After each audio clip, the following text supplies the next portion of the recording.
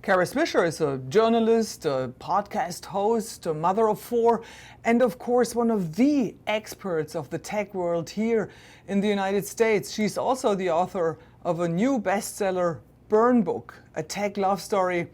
Kara, you're the mother of four. Ron DeSantis just signed legislation that prohibits people under 14 years old from having social media accounts, even or regardless of parental consents. What do you make of that?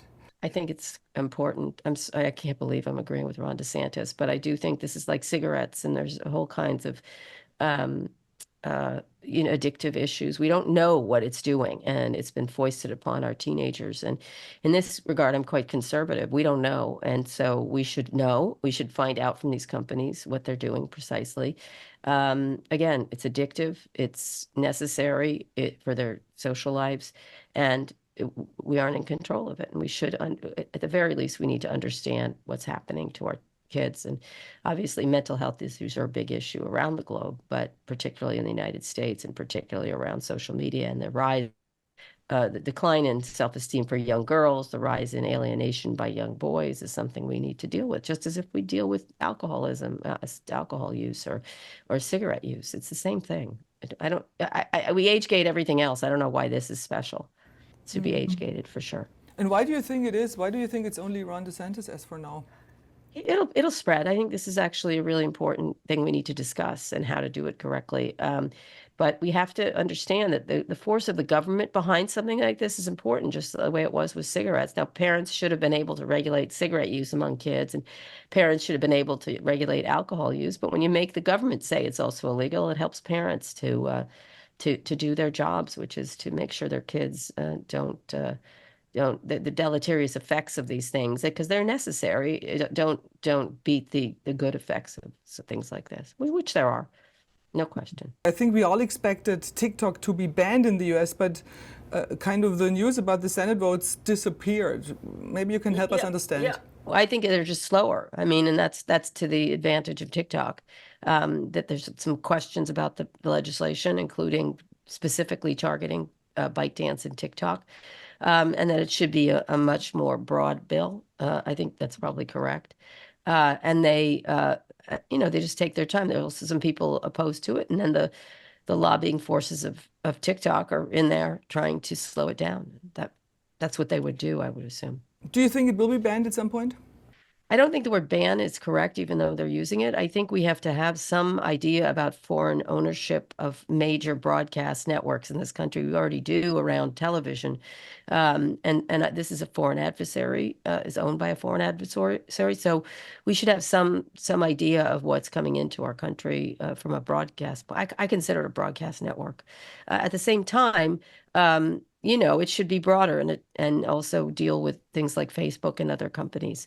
They've been reluctant to do that because of the intense lobbying efforts by the Metas and the other companies in that arena, Google's and Alphabet's.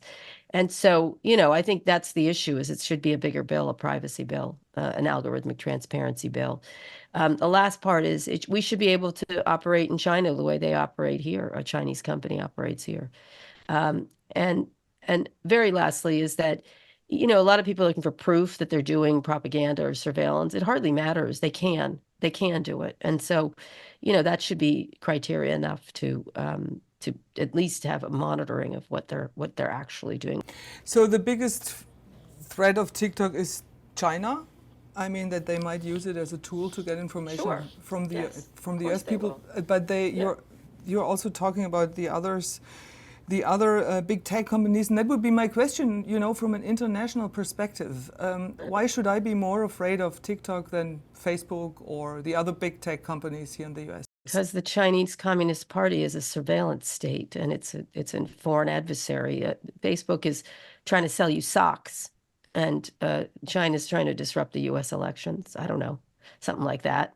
I'd rather worry about them trying to buy socks or sell me stuff than I would about a country that's determined to create discord in this country. It's just, they, you know what I mean? I'm not naive, but the Chinese government has been waging a cyber war against the U.S. for a long time now. Trump has been supporting a TikTok ban, or however you would call it, and he, of course, is flip-flopping around. Why is he doing that? He's not flip-flopping, he's flip-flopped. It's a full flip. Because he wants money from the billionaire owners of TikTok in the US. There's a lot of US economic interests from billionaires who he wants money from. So he wants money. That's pretty much the straight line of Trump all the time. Is anyone that'll give him a dime, he'll back. We are in an election year, and the election interference might play a bigger role. Maybe you can share your thoughts on that a little bit with our audience. It already has played a big role in the past election. Many foreign adversaries would like to create discord, whether it's Russia or Iran or China. And internally, we have a lot of groups that would like to cause discord, white supremacists, anti-Semites, things like that. And so they're using these tools over and over again to radicalize their populations or to get people to do things or vote in certain ways. And so it makes sense that it would get worse because of stronger tools. That's all. And I think some of these AI tools are more sophisticated than the current ones. Before they did it via email, then they did it via ads on Facebook. Now they're going to do it via manipulated video and audio things. It's the same business, just better tools. How big of a danger is this for this upcoming election? It's a huge danger. I mean, of course, in any society, if someone is attempting to radicalize a population, that's a real danger. Trying to influence people with false information, it's bad. It's just bad. So it's dangerous no matter what. Not that politicians haven't lied and things like that, but the level and scale of it is unprecedented. So will it kind of determine the outcome of this election, you think? Or might it? It could. Who knows? This is a very tight election for some reason, and it's inexplicable to a lot of people, but it is. And so, yes, of course, anything could, but you could also be determined by third-party candidates, and whether you like it or not, they're going to be here in our country. So, the tools of democracy can be used for its downfall easily. And what could one do as a single person, as an individual, to protect oneself? Understand what you're reading is accurate, but that's not what people do. They get influenced. Carrying it out. Now, look, the Fox News network is also a propaganda network, as far as I'm concerned. They just make things up, and they lost in court for that, obviously, about quite a lot of money. But they're continuing to do the same nonsense that they do, just they're better at hiding it at this particular time. You just said kind of the algorithms are getting better and better, also with the help of AI. How do you consider AI? Is it should we be optimistic about what it can do in a good way, or should we be rather scared? We should focus in on the good parts of it, and then we should mitigate the obvious bad parts of it. Everything from killer drones to malevolent players using the tools to manipulate populations to just anything. The things that they could do are very massively scary. It's just we have to have some human legislation to control it. Kara, your book, Burn Book, is kind of a travel from the beginning on through the tech world, and it's for me it was really like a travel book. You met all these giants very early on in their career. Is there anybody out there whom you kind of like most or admire most? Someone like Reid Hoffman, who I think is very considered. He's very, he's someone who's used his money for good in many ways. He's at least open to debate. Someone like that I like a lot. Obviously, I like Steve Jobs.